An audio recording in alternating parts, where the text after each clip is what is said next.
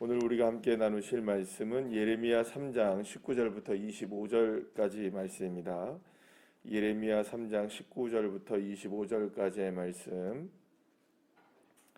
우리 함께 합독하시겠습니다. 내가 말하기를 내가 어떻게 하든지 너를 자녀들 중에 두며 허다한 나라들 중에 아름다운 기업이니 귀한 땅을 내게 주리라 하였고, 내가 다시 말하기를 너희가 나를 나의 아버지라 하고 나를 떠나지 말 것이니라 하였노라. 그런데 이스라엘 족속아, 마치 내 아내가 그의 남편을 속이고 떠남같이 너희가 확실히 나를 속였느니라. 여호와의 말씀이니라. 소리가 헐벗은 산 위에서 들리니 곧 이스라엘 자손이 애곡하며 간구하는 것이라. 그들이 그들의 길을 굽게 하며 자기 하나님 여호와를 잊어버렸음이로다. 배역한 자식들아 돌아오라. 내가 너희의 배역함을 고치리라 하시느니라. 보소서, 우리가 주께 왔사오니 주는 우리 하나님 여호와심이니이다. 작은 산들과 큰 산 위에서 떠드는 것은 참으로 헛된 일이라. 이스라엘의 구원은 진실로 우리 하나님 여호와께 있나이다. 부끄러운 그것이 우리가 청년의 때로부터 우리 조상들의 산업인 양떼와 소떼와 아들들과 딸들을 삼켜 싸운즉 우리는 수치 중에 눕겠고 우리의 치욕이 우리를 덮을 것이니, 이는 우리와 우리 조상들의 청년의 때로부터 오늘까지 우리 하나님 여호와께 범죄하여 우리 하나님 여호와의 목소리에 순종하지 아니하였음이니이다. 아멘. 할렐루야. 한 번 실수는 병가의 상사라는 말이 있습니다. 이건 전쟁에 나가면 한 번쯤은 누구나 다 실수를 한다, 이런 이야기가 바로 이제 병가의 상사다, 이런 말입니다. 그런데 이제 문제는 뭐냐면 이렇게 실수와 이 실패가 자의적이 되어질 때, 그러니까 말하자면 이게 고의적 실수라고 얘기를 하죠. 그리고 고의적으로 실패를 하게 된다면 그건 단순하게 실수와 실패라고 이야기하지 않고 그것은 진심이라고 이야기할 수밖에 없게 되는 것이죠. 그래서 반복적으로 만약에 누군가가 실수를 한다, 그런데도 고치지 않는다, 그러면 여러분 그것을 한두 번은 우리가 그건 실수겠지 이렇게 얘기를 하지만, 그것이 계속적으로 반복이 된다면 마치 이제 양치는 소년과 같이 그렇게 늑대가 나타났을 때 한 번은 그렇게 속아줄 수 있지만 세 번, 네 번은 속아주지 않는다는 거죠. 그러면 그것은 진심이 되어지기 때문이죠. 지금 이 말씀은 왜 이런 말씀을 드리냐면, 지금 이스라엘 민족의 모습이 바로 그런 모습이었기 때문입니다.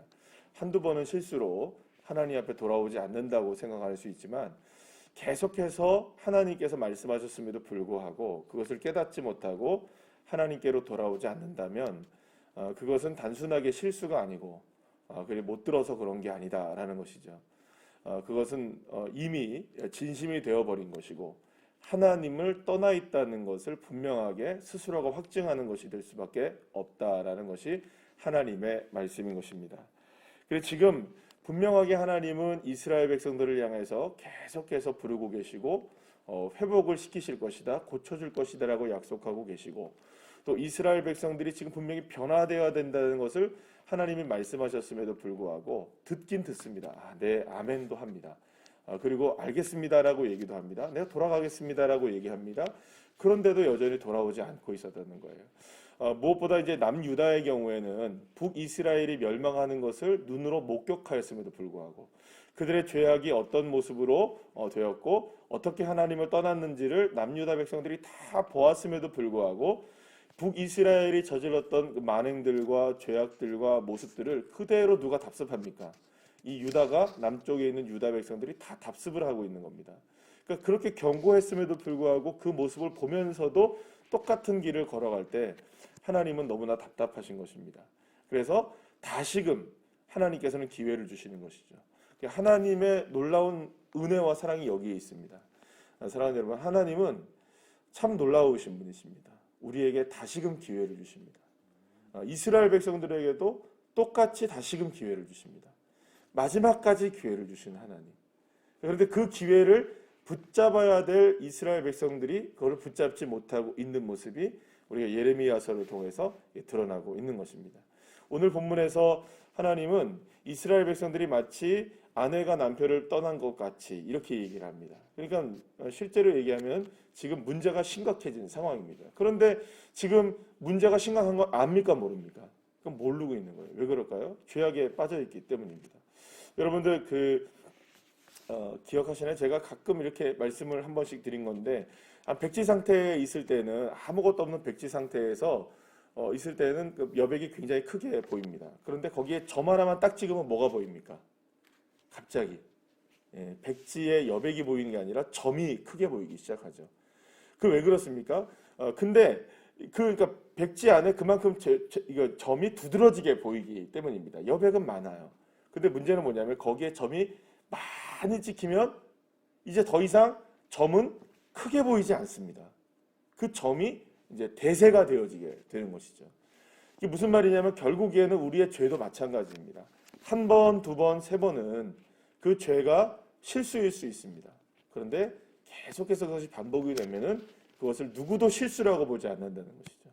그래서 저와 여러분에게 있어서 이 죄의 문제는 우리가 정말로 하나님 앞에 십자가의 은혜 가운데 날마다 회개하며 주님 앞으로 돌아오는 그런 모습이 저와 여러분에게 있어야 될 줄로 믿으시길 바랍니다. 그래서 늘 말씀드리는 거지만 회개 자체는 우리를 즐겁게 하진 않습니다. 왜냐하면 무엇을 계속해서 떠올리게 만들 수밖에 없으니까요. 우리의 연약함을 고백해야 되고 우리의 죄를 고백해야 되고 나의 행실에 대한 잘못을 깨닫고 그것을 봐야 하기 때문이죠. 나의 더러운 모습을 실제적으로 열어봐야 하기 때문에 사실 그거 좋아하는 사람이 누가 있겠습니까? 그런데 중요한 것은 그럼에도 불구하고 회개는 우리에게 은혜인 것을 우리가 알아야 됩니다. 하나님 앞에 우리의 더러운 죄악들을 정말로 고백하고 우리가 바꾸고 새롭게 되어지려고 할 때에 비록 그 더러운 것이지만 그것을 주님께서 우리를 깨끗하게 하여 주심으로 우리를 새롭게 하시고 고쳐주시는 은혜를 바로 거기서부터 시작되기 때문입니다. 그래서 하나님은 이스라엘 백성들에게 계속해서 지금 무슨 기회를 주십니까? 회개의 기회를 주고 계시는 거죠. 돌아오는 기회. 하나님이 고치실 수 있는 기회를 계속 주고 계시는 겁니다. 사랑하는 여러분, 저와 여러분은 오늘 이 시간에도 주님께서 우리에게 은혜의 기회를 주고 계시는 줄 믿으시길 바랍니다. 돌이킬 거는 돌이키고. 그러니까 사실은 이 예레미야서나 선지서의 경우에는 계속해서 반복적으로 이런 얘기가 나올 수밖에 없습니다. 근데 저는 이런 생각을 합니다. 예레미야서가 지금 왜 우리에게 필요할까? 그죠? 우리가 왜 사도행전이 지금 필요할까? 그것은 하나님이 아시고 계시는 겁니다. 어떤 분에게는 사실은 이렇게 생각할 수 있습니다. 어떤 분에게는 지금 이런 그 이야기보다는 좀 소망과 위로의 말씀이 나에게 필요할 수도 있다라고 생각하실 수 있습니다. 그런데 하나님이 우리 모두에게는 예레미야서를 허락하시는 거예요. 그 이유가 뭘까요? 사실은 이 설교하는 입장에서도 예레미야는 이 50장이 넘는 때까지 계속 똑같이 반복적으로 이야기를 해야 되는 겁니다. 그러면 설교자 입장에서도 쉬울까요? 어려울까요? 쉽지 않습니다. 듣는 여러분들도 쉽지 않습니다. 왜 그럴까요? 계속해서 무엇을 지적당하니까. 지적해야 하고 지적당하니까. 죄에 대한 문제입니다. 그러면 지금 우리의 삶을 하나님이 뭘 하기를 원하시는 걸까요? 그만큼 정결한 신부로서 단장하게 하시기를 원하시는 것입니다. 우리가 주일날 오후 예배 때 성화에 관하여서 우리가 함께 계속해서 지금 나누고 있는데요. 이 성화라는 게 무엇일까요? 결국에는 거룩해져서 누구와 연합되는 인생이 되는 겁니까? 하나님과 연합되고 주님과 연합되는 인생이 되는 게 이 성화 아니겠어요? 우리가 주일날 아침에 예배 때 그런 말씀 드렸습니다. 허리를 동여매라. 그럼 누구에게 동여매라는 걸까요? 나 혼자 그냥 허리를 딱 동여매고 나 혼자 그냥 결단하라는 걸까요? 그게 아닙니다, 여러분. 하나님에게 딱 그냥 기대매라는 겁니다. 그러면 여러분 보세요. 우리가 하나님 앞에 허리를 동여맬 때 하나님과 하나가 되어서 하나님과 하나가 돼서 딱 허리를 동여맨다. 그럼 하나님이 그것을 우리가 매도록 물론 우리가 매겠습니다는 하나님이 거부하지 않으시지만 여러분 주님은 근본적으로 저와 여러분의 죄를 좌시하지 않으신다는 걸 기억해야 됩니다. 그러니까 결국에는 주님께 우리가 허리를 동여매려고 해도 주님과 우리의 모습, 주님께서 우리의 모습을 보실 때 죄가 있는 상황에서 그냥 그대로 우리를 받아들이지 않으십니다. 어떤 문제를 해결해야 될까요? 그러면 죄의 문제를 해결해야죠. 회개의 문제입니다. 주님과 우리가 나 주님과 함께 옆에 딱 붙어 있고 싶어요. 근데 주님은 우리의 더러움을 그대로 보시지 않는 거죠. 선결 작업이 필요한 겁니다. 거룩함의 작업. 그게 뭘까요? 회개이죠. 아무리 우리가 주님과 동여매고 우리가 주님과 함께 이 시대의 어려운 시대 속에서 함께 살아가려고 해도 우리가 주님과 거룩함에 있어서 발을 맞춰 나가야 되는데 그 거룩함에 발을 맞추지 못한다면 주님께서 우리에게 주시려고 하시는 놀라운 긍휼과 자비와 은혜와 사랑의 역사가 온전하게 임하지 못하게 되는 문제는 뭐냐? 결국엔 우리 안에 있는 죄성들과 죄를 십자가의 발 앞에 내려놓는, 그리고 오늘 우리가 다시금 또 한 번, 또 내일도 마찬가지입니다. 아니 어쩌면 주님 오실 그날까지도 계속해서 우리의 삶 속에서 뭘 점검해야 하는 걸까요? 계속해서 내 안에 있는 죄를 드러내고 또 그것을 주님 앞에 회개하고, 그러니까 회개는 결국에는 우리가 주님을 만나는 그날까지 어떻게 되나요? 삶의 일상이 되어야 되는 겁니다. 하나님, 나를 용서해 주십시오. 나를 오늘도 고쳐 주십시오. 나를 오늘도 새롭게 해 주십시오. 내가 오늘도 죄악 가운데 있는 모든 모습들을 십자가의 발 앞에 내려놓고 그 은혜로 오늘도 내가 살게 해 주십시오. 할렐루야. 그래서 진짜 참된 신앙인은 무엇이 즐거운 사람이라고 얘기 드립니까? 회개가 즐거운 사람입니다. 회개 자체는 즐겁지 않지만 회개가 즐거워야 진짜 신앙이 온전하게 세워질 수 있는 것이죠. 그래서 오늘 이 본문에서 주님께서 말씀하시는 것은 돌아오라는 겁니다. 돌아오라는. 왜냐? 고쳐주겠다는 거죠. 고치시기 위해 돌아오라는 겁니다. 그러니까 자동차가 만약 고장났으면 이 고장난 채로 있으면 그냥 여러분들 안 되죠. 수리에 들어가야 되는 겁니다. 고쳐야 되는 겁니다. 그러니까 여러분들 우리가 고쳐지기 위해서는 주님의 긍휼하심과 자비하심과 사랑에 근거하여 그것을 믿음으로 말미암아 우리가 그 안으로 들어가야 되는 것입니다.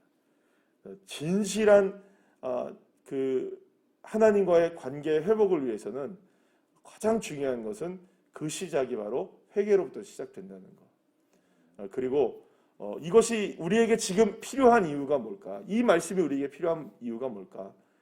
사실은 저와 여러분 모두가 다 우리 새로운 우리교회 모든 성도들은 정말로 우리가 새로워져야 되잖아요. 할렐루야. 우리가 새로워지는 인생들이 되어야 되잖아요. 정말로 주님이 우리를 바꾸시는 인생이 되셔야 되잖아요. 고쳐주셔야 되잖아요. 그 고쳐지지 않았던 부분들이 고쳐져서 새롭게 되어지고, 그래서 주님이 쓰실 만한 깨끗한 그릇이 되어지는 거, 그게 주님이 저와 여러분 새로운 우리에게 원하시는 것이라면 여기를 통과해야 되는 겁니다. 예레미야를 통과해야 되죠. 눈물의 골짜기이지만 회개의 골짜기를 지나가야 되고 바뀌어지는 골짜기를 지나가야만 하는 겁니다.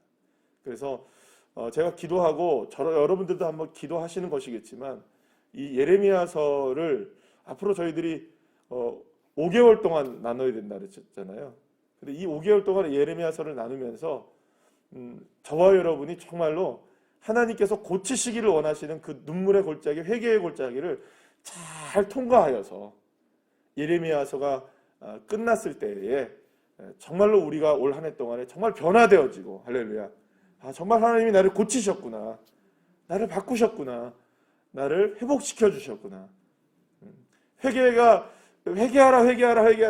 죄에 대해서 지적당하는 것은 정말 듣기 싫은 일이지만 그럼에도 듣기 싫은 이 말씀들을 인내하고 들었을 때, 그리고 내가 바꾸려고 노력했을 때 내 체질이 영적으로 변해져 있고 내 삶이 주님의 말씀으로 단단하게 다시금 세워지고 어떤 상황에서도 주님의 떠나지 않는 믿음의 사람으로 내가 세워지고 우리의 가정이 세워지는 그런 은혜들이 말씀을 통하여서 회복되어지는 그런 시간이 되어지기를 소망합니다.